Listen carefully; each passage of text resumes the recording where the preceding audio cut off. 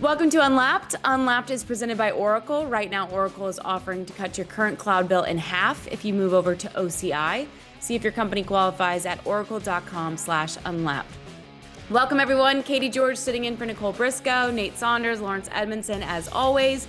Remember, if you're watching on YouTube, like this video, leave us a comment, and don't forget to subscribe to the new ESPN F1 channel for all things F1 all season long. And if you're listening, please hit us with a 5-star review wherever you get your podcasts.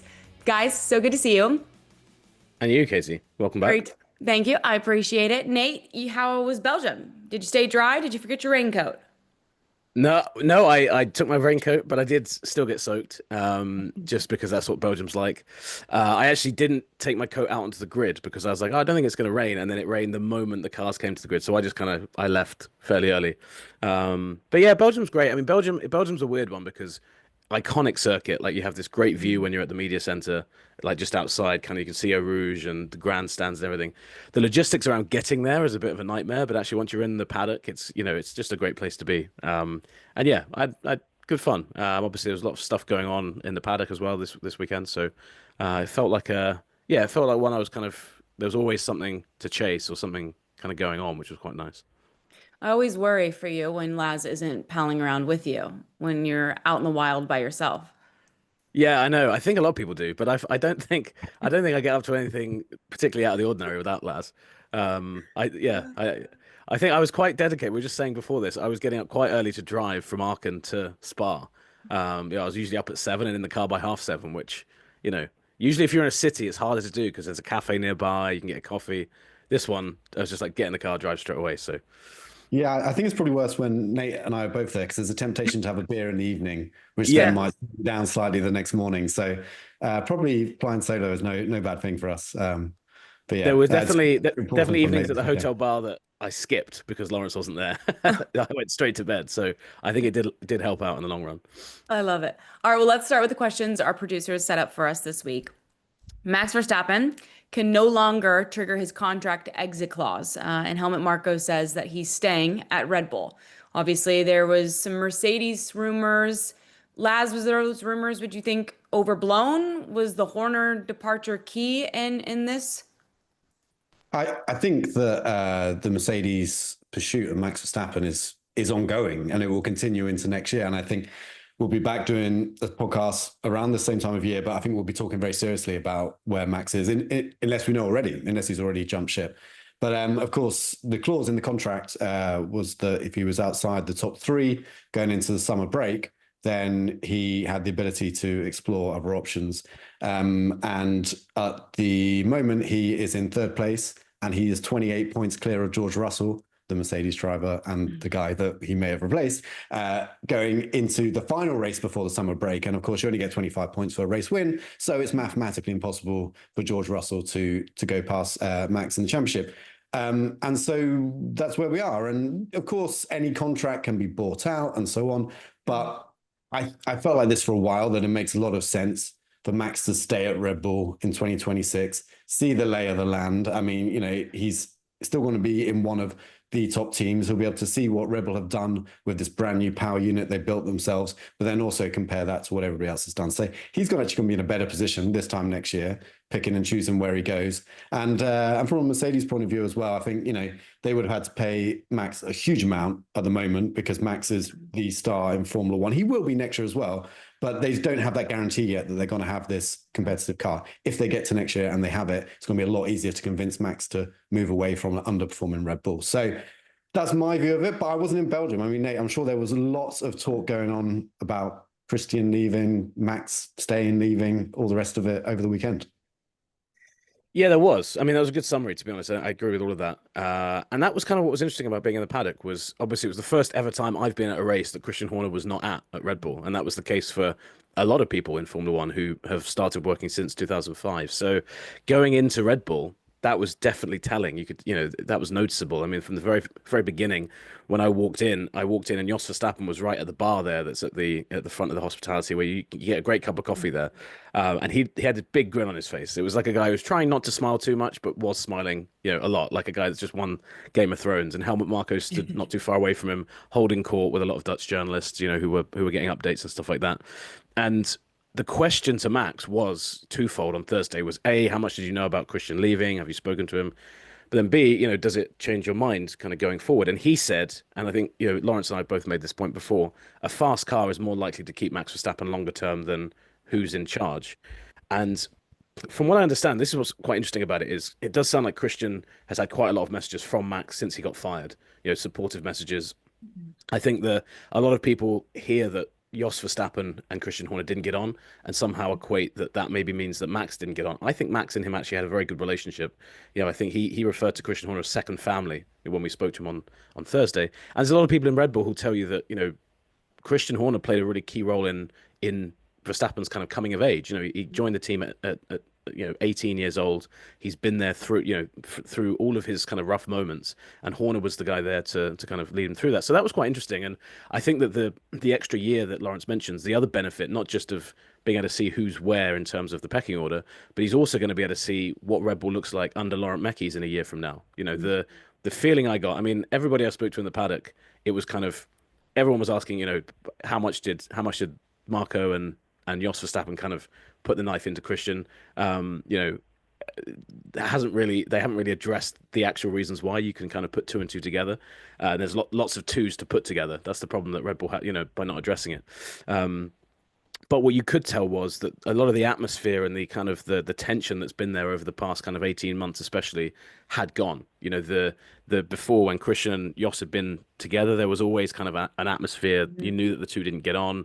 There was just ill feeling, I think, in different parts of the team. Laurent Mekies has come in, and what was interesting was Laurent Mekies, when I went in on Thursday to talk to people, was sat in the corner, and it was almost like The Godfather. There were like people going to pay tribute to the new team boss, because obviously, now you want to, you have to be in Laurence's good graces. So I think that to specifically answer the question on Max, I actually agree with him. I don't think it's made a huge change to him, but I think what it's going to do is it's going to massively impact what Red Bull looks like a year from now. And maybe this is what a couple of the Dutch journalists who are quite well connected said. Ultimately, they're going to decide on performance. But if Red Bull are slightly off the pace next year, but there's harmony at Red Bull and they're going in the right direction and they believe in Laurent Mekies, they might well commit longer term. I think if all of those things had existed and Horner had still been there, it would have been a very easy decision for them to make because they said, well, we want to get out of here. So yeah, very interesting stuff. And I think the Verstappen stuff was interesting because I think, from what I understand, that he knows what Mercedes kind of would have offered him. The deal was kind of like, here, look, if we can offer you this is what it's going to be. So there was definitely, as the old phrase goes, there was no smoke without fire. But Max has seemed pretty relaxed about the whole thing, and what I was quite impressed with how he handled it. He didn't throw Christian under the bus. He could easily have done that. He didn't deflect and say, oh, he just said, look, I'm the driver. They came to me. What I understand is Shalom Yavida, who is the Thai majority shareholder we always talk about, came to visit him on the Tuesday night. They had dinner together and he said, look, this is the decision we're making, which is interesting because if people have listened to previous episodes, we kind of speculated as to why Horner might have lost his support in terms of that shareholder had always had Horner's backing. And by all accounts, Max said back to him, okay, it's a big change you got to make. You're going to have to convince me that that's the right call, but it is your call to make. It's not my call to make. So I think that Max has just kind of stepped away from it a little bit. And by Sunday evening, he was talking about how important the rest of this year is going to be for 2026, which we hadn't heard him do before. So again, it suggested that, as Marco has now said, he will be staying there. But with Max, I kind of like it about him. It's frustrating sometimes from a media perspective, but he's just so flippant's the wrong word. He's so matter of fact about the way he speaks. Because he doesn't like to say more than he needs to, and I actually kind of respect that because it means he doesn't ever he's not trying to give you an answer. He's not trying to kind of create some weird thing. He's just like, look, I don't think I'm going to move for the time being, and then down the line, who knows? Like there was a line, Laurence might remember it because we were talking about it, but someone said, are you going to be here beyond 26? And he was like, I might not wake up tomorrow. Like he's like, life, you can't predict life. And all of us kind of laughed because it was such a Max thing to say. But that has kind of been his approach to it. And I think now, what somebody did tell me that, the PR side of things from Red Bull, the Red Bull wider company, are happy to have that Max leaving kind of conversation out of the way now. Because I think it was becoming a concern higher up that Max might actually leave. Well, I imagine as weird as it was for you all not to see Christian Horner in the paddock for the first time since you started this job, I imagine for Christian Horner, it was weird not being at the racetrack either. So he posted, I don't know if you guys saw this, he posted on his Instagram, different horsepower this Sunday with a little wink face and big emojis guy, it seems. But he was on his horse and he was riding his horse around what I imagine is their estate. So Yeah. he's got to get used to some free time, I think. Yeah, it was a Yeah, bit of a weird one. yeah. I mean, It was it's funny. Christian's Yeah. nature as well, isn't it? He likes being the center of attention, and of course, by leaving Red Bull, he is no longer there. So I mean, I think he was always going to put something out there and just kind of, just to say, I'm still here, I'm still in the background, kind of, I'm sure working on some kind of future, probably in Formula One. I'm sure he's got a bunch of ideas of things that he could do. So yeah, I think that was time. So it'll be interesting to see how it develops from here. Because I don't know, Christian's social media output, it's usually just been very simple kind of messages about congratulations to the team and so on. But we occasionally get those little glimpses into his life away from the track as well. So yeah, it'll be interesting to see if he continues that and whether it's something that he's trying to trail into his next move. But yeah, I think he was always going to post something on in and around race day, wasn't he? Yeah. Oh, for sure. For sure. I think so. What was funny was a lot of, that when that was up, there was a moment where everyone was like, oh, there you go. But I suppose what can you post? It is kind of I suppose the intention there is to say, I'm so unbothered by it, I'm just out horse riding. But then you're bothered enough that you still made a F1 joke, an F1 reference. Like, I think the feeling within, I don't know if you guys agree with this, and I think it's true of any person losing a job, but especially somebody like Christian in Formula One. It is remarkable. And I think I may have said this last week, so apologies if I repeat myself, but and somebody said this at Red Bull when I was talking to them on Thursday. It's kind of amazing that you can go from being the influential person Christian was within the paddock with the power to just overnight you don't have that anymore. It's gone, and whether or not Christian came back, I mean, I think the consensus in the paddock is we'll see him sooner rather than later in some capacity. I'm not sure exactly when he'd be free to work because he's still actually negotiating his exit with Red Bull officially. But the consensus is he'll be back in some way, and whether he can kind of get anywhere near that level of power and scope that he had before remains to be seen. But I think it did suggest, didn't it, that there's a man there who's, is secretly missing it.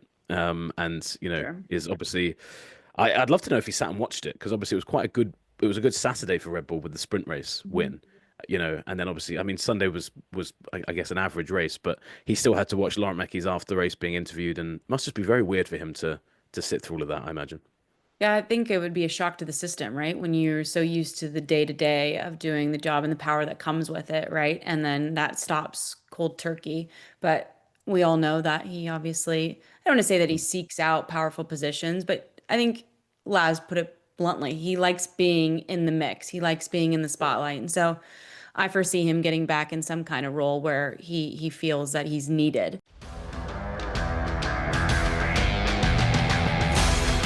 Laz, earlier on you mentioned Mercedes as it pertained to the Max Verstappen situation, but pretty disappointing weekend for the team in Belgium, especially for Kimi. And I know George has expressed some concerns over the team's recent form. What's the level of panic Mercedes should feel going into the second half of the season, if at all? I think there is certainly an element of confusion and a need to get to the bottom of what's wrong with this car, because, and this has been the case basically throughout this regulation set. So since 2022, when the regulations changed in a big way, the Mercedes have never truly been comfortable with the direction that they're going. The car's always had some issues. And it seems that since the Spanish Grand Prix, which, remember, we made this big song and dance about the new front wings and would it upset the title battle and all this kind of stuff. Well, it seems that the team that it impacted the most was Mercedes. And not necessarily, well, I mean, to some extent from a performance point of view, but mainly because it seems to have unbalanced the car. And one of the things teams were doing with those front wings was helping to get that aero balance. So difficulty with these cars is that getting a car to turn in slow corners and then not oversteer or be snappy in high speed corners. That's been a real balance route. And it seems that Mercedes are struggling with that again. And if they trace it back, they look to Spain as a starting point. Okay, they won the next race in Canada, but it was a track where there's really only one corner type, so it's easier to set up a car. But since they've been to these tracks where you really need a more well-rounded car, they struggled. And then they came to Spa and they thought, well, it's a race they won last year. They nearly got a 1-2 had George not been disqualified for plank wear, but Lewis Hamilton still won the race when he was disqualified. And they went there, cool conditions, everything seemingly kind of traits that would help the Mercedes cars of recent years. And again, they were nowhere. They were the fourth fastest behind Ferrari, Red Bull, and McLaren. And that, I think, is a concern. So they've called some meetings this week to really try and look at what they've added to the car. Not so much what's been taken away with that front wing, because they can't go back on that, but what have they added since then that may have also created some issues? Because Andrew Shoveling talking about it, he's their trackside engineer, chief trackside engineer, and he said that it's not just the front wing. There's other stuff that they've introduced that has created this imbalance in the car. And George, being a quite experienced, very capable driver, has been able to drive around those issues and still grind out some semi-decent results, but still not where he was at the start of the year. But I think it's really hit Antonelli's confidence, because all of a sudden Antonelli's going into these corners, not sure what the car's going to do underneath him, and he just doesn't have that wealth of experience, confidence to deal with it. And as a rookie with the high pressure that he has been at Mercedes, it seems to have resulted in the spiral down.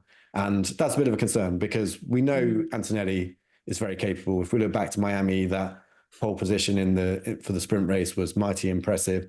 There were other examples as well where he just looked very, very comfortable, confident in the car, and a lot of that has been stripped away. And that's a concern for them going forward. So I think that's why they're so keen on getting to the bottom of this in this regulation set, because of course we change again into 2026, but just to make sure that, one, they understand it, because a problem that is on this car may translate into the next car if you don't solve it, and two, just to give Antonelli the confidence he needs to extract the best of his performance. So it's not a good situation for Mercedes by any stretch, but one that they're certainly fully focused on trying to fix. Yeah. Well, there were also a lot of news coming out about Ferrari's new upgrades, Nate, going into the weekend, and then Charles Leclerc delivers, by getting on the podium in Spa. But Lewis Hamilton had, I think we can all say, a disappointing weekend overall. I mean, he was able to make good on his grid position in Sunday's race, but ultimately not where they want to finish by any means. How do you think Lewis is handling things currently with where he's at, where the team's at in general? Yeah, it's an interesting one, isn't it? Because we heard him apologizing to the team on the Sunday. He was very upfront about the fact that he had struggled and that it was all on him in terms of, I mean, it was in Q1 in the sprint. It was a spin out. He said he had a rear lockup, and I think he was like, it's the first time in my career that's ever happened. And then, didn't get out of Q1 again for qualifying itself. So I think he's been very honest about it. But what was interesting to me, and this is kind of where this is, a few people said this in the paddock over the weekend. It was, I think, quite a poorly timed weekend to have that kind of weekend for Lewis, because he'd come into the week talking about all the work he's doing behind the scenes to push Ferrari forward. He's identified a lot of areas where he wants them to improve. And this is one of the things he should be doing. He's coming in with a wealth of experience. He's a 7-time world champion. He's won more than anyone else in Formula One can say they've won. They've experienced victory. So he should be doing that, and Ferrari should be listening to him. And he said, I don't want to be like Fernando Alonso and Sebastian Vettel, who came here and didn't win championships. And then it just seemed, of all the weekends to have kind of a self-inflicted bad week, it was like, well, maybe one of the places that also isn't firing properly is also Lewis, and I think maybe the one hope I have as somebody who's, obviously, quite keen to see Ferrari win a championship at some point in my journalistic career, I know Laurence is the same, is that I think Lewis is the first person to admit that he's not racing brilliantly at the moment as well. So I think that the good thing, even though he's maybe struggling a little bit to find the same that Charles is finding, he seems to be quite brutally honest about where he's at the moment. And still, you can still look at Carlos Sainz to a lesser degree. I think all the drivers that have switched cars, still, it's just taken so much longer to kind of find that groove. And Charles Leclerc, I think, is just driving magnificently at the moment. I think Charles has probably actually had quite an underrated season, just because we've all been talking about Lewis. Ferrari really haven't been super competitive in the grand scheme of things, but all the podiums have gone to him. So I think Lewis is doing okay with it. But certainly, I think if you'd said to us, I mean, if we'd sat here in February and said by going into the summer break, let's be honest, it's unlikely Lewis is going to get a podium in Budapest, I would have struggled to believe no podiums at all. Obviously, he had the sprint win, which was a fantastic performance, but no Grand Prix podiums yet. I think is a surprising one, and I suppose that's something Lewis has just got to work on with the team. But I think generally speaking, he seems happy as he can be given the situation at the moment. And in the run into Spa, I think Lewis had started to make some progress and actually started to get either closer or beat Leclerc in qualifying, certainly. And so I think there had been that progress. And then you're right, Nate, the two kind of almost silly errors. I mean, the one on the Friday qualifying for the sprint, apparently it's because the first time he was running a new braking system, which the team had developed and Leclerc had run it already, but it just caught him out, and that's surprising, but it was the first time he'd really kind of pushed with that. And then qualifying for the race, it was just skipping the inside of Randall. Track limits, wasn't it? Right. Yeah, so track limits infringement. And one way you're like, come on, you're right, 7-time world champion. Yeah. That shouldn't be the case. But the frustrating thing I think for him as well is that actually the overall performance wasn't terrible. And it's kind of a shame we didn't get to see what Lewis could do with what was a upgraded car as well, and whether he could have matched Leclerc. I actually think Leclerc was on superb form over the weekend. The way he held off Max throughout that race, qualified ahead of Max, on a circuit where it looked like the Red Bull was, certainly a contender with the McLarens in the sprint. And whether that would have ever been over a Grand Prix, maybe not, but certainly it was looking competitive. So not trying to take away from Leclerc, but I think that's why it was super disappointing for Hamilton. But look, even 7-time world champions have off weekends every now and again. So if he can get back into it in Hungary, a circuit where I think he's won 8 times. Am I right in saying that? I think, it's that's true. That's true, actually. I said that about Budapest, and then my brain was like, of all places, it might be where Lewis. So I do wonder whether we'll see him, back up there in this one. And yeah, I feel like he needs it. But a lot of what seems to be going on in Lewis's head right now is that, okay, this season hasn't gone the way he wanted. That's been clear for some time. And it is that progress towards next year. So we were talking about earlier about how he's been writing long letters to the heads of certain departments to, emphasize all the things that he needs to get sorted on next year's car, and then following them up with in-depth meetings. And like you said, Nate, one of the things he made clear is that he doesn't have the time to hang around too long and make this into a 5-year project to get Ferrari back at the front. He needs it to happen really in the next 2 years.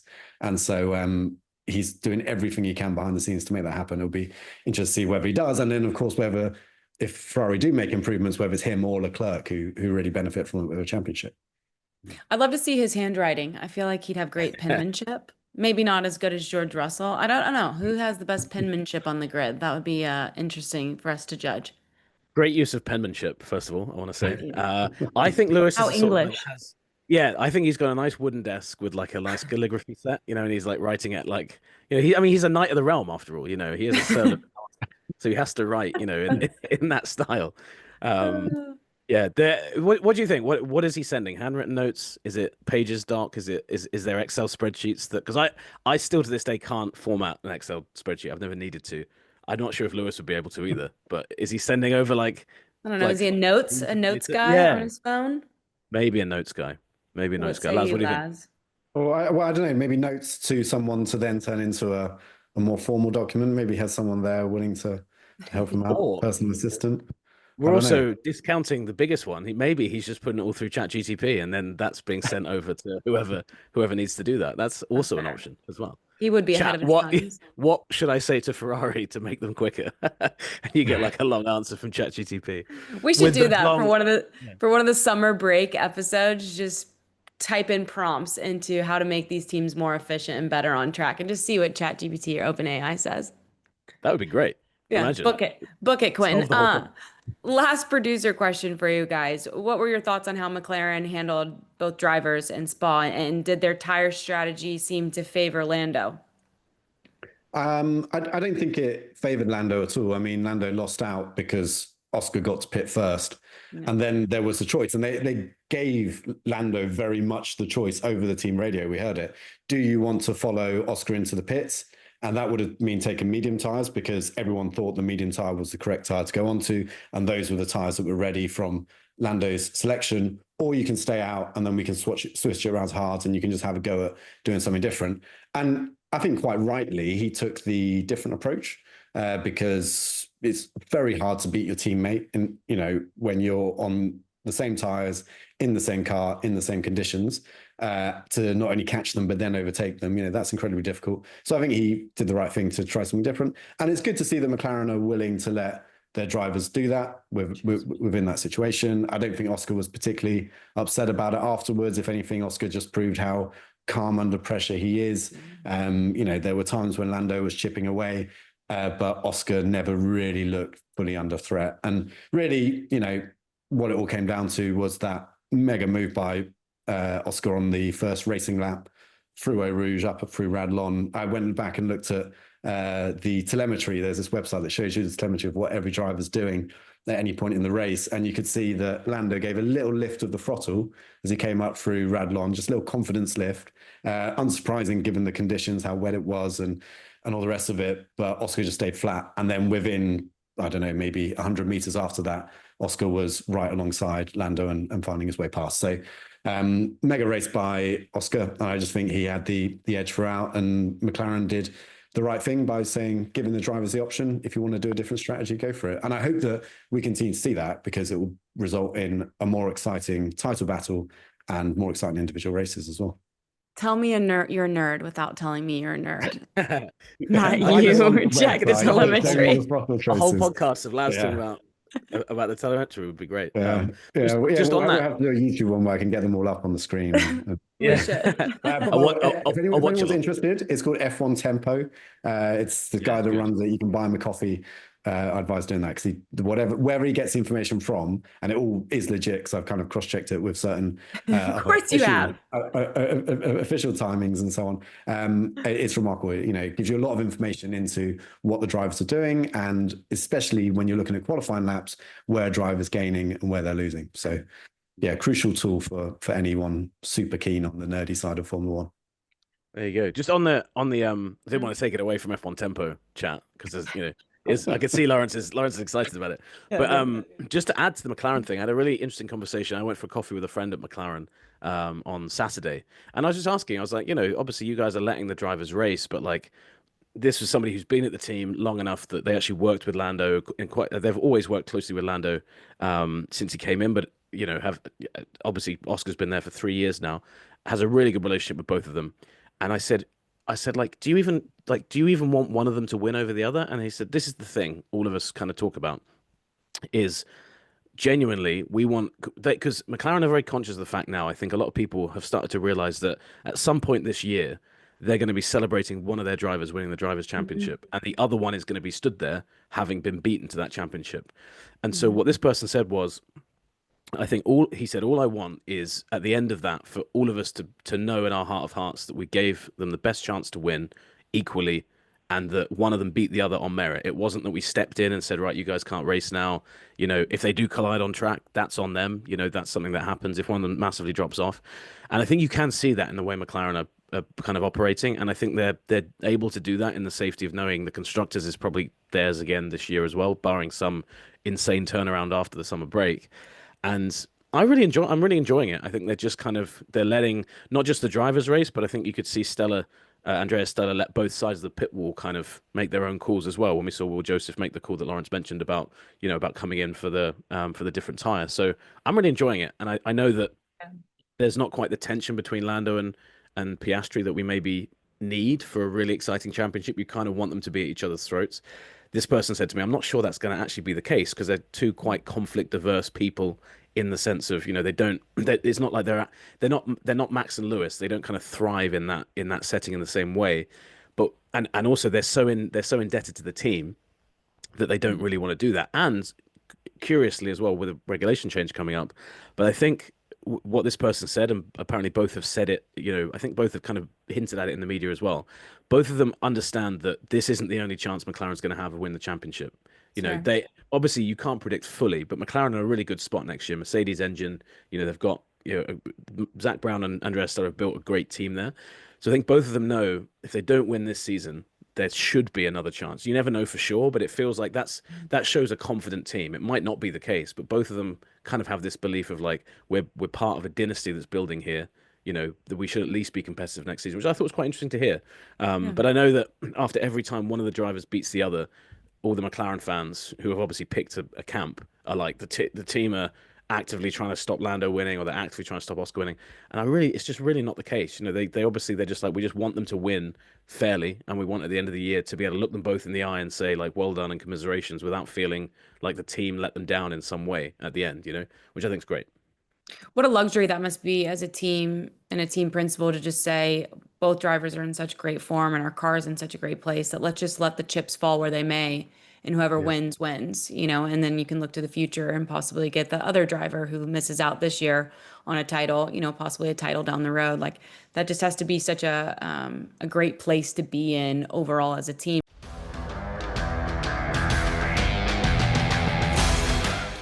It leads us to our stat of the week, which is brought to you by Oracle. Right now, Oracle is offering to cut your current cloud bill in half if you move over to OCI. See if your company qualifies at oracle.com/unlapped. Stat of the week, Oscar Piastri is currently on the third longest finishing streak in F1 history. The most consecutive points finishes. Lewis Hamilton, of course, leads with 48 points in a row. Max Verstappen, 43 point finishes in a row, and Oscar Piastri just behind him with 41 points finishes in a row. Just how impressive is that, Laz, for Oscar at his age, at this early of his career, to be up on standings with Lewis Hamilton and Max Verstappen? Yeah, these are the kind of stats that do lead to championships. Obviously, it's no coincidence that the two drivers at the top of those standings have 11 championships between them Together. But the other thing is you're so dependent on other factors. So for a driver to continue to score points is very important, of course, but you've got reliability, which is often completely outside the driver's control. You've got something happening in turn one, which you're not a part of, and that taking you out. So there's lots of other factors which kind of play into it. And then the other thing is, kind of finishing in the top 10 is very good. But if you look at, say, Piastri's run this year, the first race he finished 9th in a car that was capable of winning the race. So, there's a couple of times where you might still get points, but actually it was a pretty suboptimal performance. I mean, with Piastri went off the track and, we could go into exactly what happened there, but still there are occasions in these runs of points where a driver doesn't actually hit what they need. But above all else, you still need to be there as a driver to be in the points. You still need to be consistent. And it is just how you grind out championships and make sure you're leading the championship. And that's what Oscar's doing. But I don't think he'll go into, 7 races time if he's finishing the points every time and think, yes, I'm going to beat that Lewis Hamilton record. Right. Consecutive points finishes. I imagine that won't be, somebody will probably tell him after the race if he does it. But I don't think it will be anywhere near the front of his mind. The only number that matters to him at the moment is how many points he has ahead of Norris in the championship. Which is 16 at the moment. So let's shift gears to Hungary. Lando is 16 points behind. Are we at the point of the season where we say it's crucial that Lando wins this weekend in Hungary for his title chances? Nate, is that fair, or are we not quite yet there at dire need for race wins? I wouldn't say dire need, but I think we're getting to that point just because, as we've just mentioned, the consistency of Piastri has been the really impressive thing this season. And when you start to get, so you're at 16 now, when you get into the 20s, you're kind of at a place where even if Piastri retires from a race and you win the race, it's still wide open. I mean, you might go ahead of him, but you're only clawing it back then. And I think reliability or them physically colliding is really the only way that Oscar's going to be dropping major points this season. So I don't know. We have seen it ebb back and forth between them, haven't we? Obviously, Lando had won. I think he'd won 3 of the last 5 before Spa. And Oscar had not gone off the boil a bit, but Oscar had that run as well where he won a bunch in a row. So I don't think it's dire straits kind of time. But going into the summer break, knowing Lando the way we do as well, if he can win Hungary, he's then got 3 weeks where he's just got no Formula One. I can imagine Lando sitting and dwelling on that quite a lot. And the same goes for if he has a bad weekend in Budapest and Piastri goes and extends that championship lead to, say, 23 points or more than that. That's something that we if Lando, I think it would get in his head. So I think he needs that. And the thing is as well, if you actually look at Piastri, probably should have won Silverstone as well. So I think that there's part of Lando that's got to be thinking in terms of kind of stopping the. Lando always talks about not liking the word momentum when it comes to talking about form, but Piastri is a guy that's definitely got it at the moment. He's just he's in that groove. So kind of breaking that going into the summer break, I think is quite key. But I think if he comes out of the summer break and we get to the point where Piastri goes beyond 25 points, then I think every weekend for Lando is make or break, because at that point you're clinging on to a driver that's a long way away and has a retirement in the bank then to kind of play around with, and Yeah. it changes the way you race as well. Okay, so give us a track breakdown, Laz. What type of racing should we expect? There is rain in the forecast again, so how could tires come into play? And then, teams, drivers, it favors and doesn't. So I think actually Budapest has become one of the better tracks for actual racing in Formula One in recent years. I remember when I was watching in the 2000s, it was never great for racing. They made some slight changes to the track. They extended the pit straight. And now I honestly think it's one of the ones to get really excited about, certainly when there's weather in the air as well, because you get, thunderstorms, heavy rain, still dries quite quickly. So you get that real crossover in what's going on the track. So I'm pretty optimistic. It's usually a 2-stop strategy in the dry. I think they've got the same compounds as they had last year. So expect for that, but then probably enough kind of wiggle room to maybe change it depending on circumstances. And then in terms of drivers and teams that this suits, I mean, it will come as no surprise if I say McLaren, it's going to suit them because every track seems to suit them, but this one especially. So it's like there's long duration, medium to high speed corners. You see those a lot in Budapest, just big kind of wide arcing corners where the car is turning for a lot of it. It's not just a quick left-right chicane kind of thing. It's these big arcing corners. And so how stable the car remains through those, whether there's snaps of oversteer, whether there's understeer, pushing the car beyond. The McLaren is very, very good in those kind of conditions. So I think the McLaren should be pretty quick. A lot of the rivals, Mercedes seem to struggle with that. I think that will probably continue given what we talked about earlier. And Max Verstappen was often complaining about that earlier in the year. So it'd be interesting to see how much progress Red Bull have made in that regard with recent upgrades. But this is the thing, the cars are just changing so quickly. I mean, Sauber, another team which, at the start of the year, we would never have talked about being a potential point scorer. I think actually a track like Budapest, after the recent changes they've made to that car and the progress they've made and the recent results that have been very impressive, you're now going into race weekends thinking, yeah, they can probably score points. So, it's changing. But the good news is, I think Budapest is a good track for racing. It also feels like the right place to finish before the summer break. It's a fun city, so the teams can go out and kind of let their hair down a little bit on the Sunday night. But it just also has that right feel to kind of give F1 a send off before we go into a summer break. All right, quick podium predictions recap from Spa. I was so close to hitting the trifecta, but Charles Leclerc got in the way. Let's take a look at how everybody did. Actually, Nate, you did a nice job as well. You you got 2 points. You predicted that Oscar was going to be P1, Lando P2, Lewis P3. Won't. That definitely didn't happen. Laz, you got 1 point because Oscar was at the top of the pops. You had Max coming in P2 and Lando coming in P3. I had Oscar, Lando, then Max Verstappen, so I was just off the mark. So 2 points for Nate and I. Laz, you get 1 point. Here's where we currently stand. Nicole, she's got 14 points, okay, at the top. Laz, you're in second with 11 points. Nate, you have 7 points, bringing up the third place. And then I have 5 points. And I'd like the asterisk to be noted that I've only had 4 predictions this year. Which is embarrassing for me because I'm 2 points ahead and I've had the whole season. So I need to sort it out big time. Yeah, you said it. I didn't. But because of that, you're holding yourself to a high standard. So I'll allow you to go first with your predictions for Hungary. Thank you very much. You're welcome. Appreciate it. I agree with Laz. I think McLaren are going to walk this one this weekend. Okay. I'm going to say Piastri wins again. I'm going to put... This is a tough one, isn't it? Because I'm trying to work out who the closest team to them will be. I'll put Lando second, and then I'll put Max in third. I think I'm just quite a. You're just doing that. You're just re-racking. It's quite a milquetoast kind of prediction, but I need to be safe. I can't really afford to throw Hail Marys at this point. I've got to stick to the facts. That's fair. Laz, how do you feel? Laz has a little bit of room to gamble, but not much if you want to be able to catch Nicole. Yeah, that's true. I think he should gamble. I think I'd be gamble. I think less of him if he didn't gamble at this point. I'm also going to build on what we said earlier in the podcast, which is Lewis Hamilton, very successful around this track. So I'm going to put him in third place, getting to grips with the Ferrari.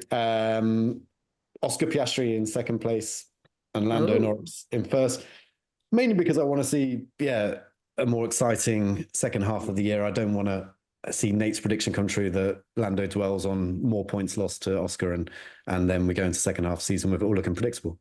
But that's why I like that one a lot. I also am going to go with Lando winning the race so that it gets tighter. So Lando would jump him then, but well, it depends on if Piastri finishes. Okay.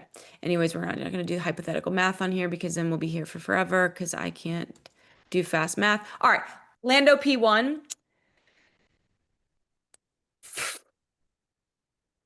Oscar P2. Gosh, this is so boring, you all. it's hard not to, isn't it? Though? No, it's so To boring. be fair, but do you remember there was a season when we were just joking that we were basically predicting who finished second and third behind Max? It's the same. Yeah. It's the same I deal. know. And because if you predicted anyone else to win, you basically were ruining your whole prediction. You were like, well, I'm not gonna get any points now. So it's the same now.